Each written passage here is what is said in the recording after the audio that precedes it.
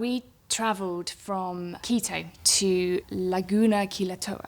We had our bags on our back, we were hot, we were sweaty, and we arrived in this tiny little village in a really remote part of Ecuador called Chuchilan. Our language ability was definitely more the basics, I think, to get us around. It was getting dark as well, quite late, and we were very hungry, we hadn't had any food. And I remember feeling this kind of sense of unease because there wasn't anyone around. So I realised at that point that we were stranded, and there was just this one guy sat on the side of the road, and I mean, we don't know this guy, we don't know anyone there. But I made the decision then that we were going to have to talk to him and find out what the situation was. So I felt a bit nervous. Tentatively, I sort of approached this gentleman and just said, disculpe, señor, ¿a qué hora va el último bus, por favor?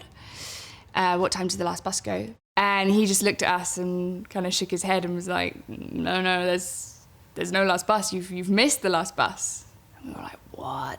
No, what are we going to do? And he kind of just said, there is one thing you can do if you're willing to stay the night and get up really, really early the next day. And he said, my friend drives the lechero, the milk truck. And if you're willing to stay and get up at 4 a.m. in the morning, you can travel with him and visit all the local farmers and collect the milk, and he will take you to the next village. If you can imagine travelling as the sun rises on a milk float in the middle of Ecuador, and I mean, that's just crazy. If we hadn't learned Spanish, then we wouldn't have had this opportunity to meet this lovely, warm family and have that kind of authentic experience. And it's all because we learnt the language.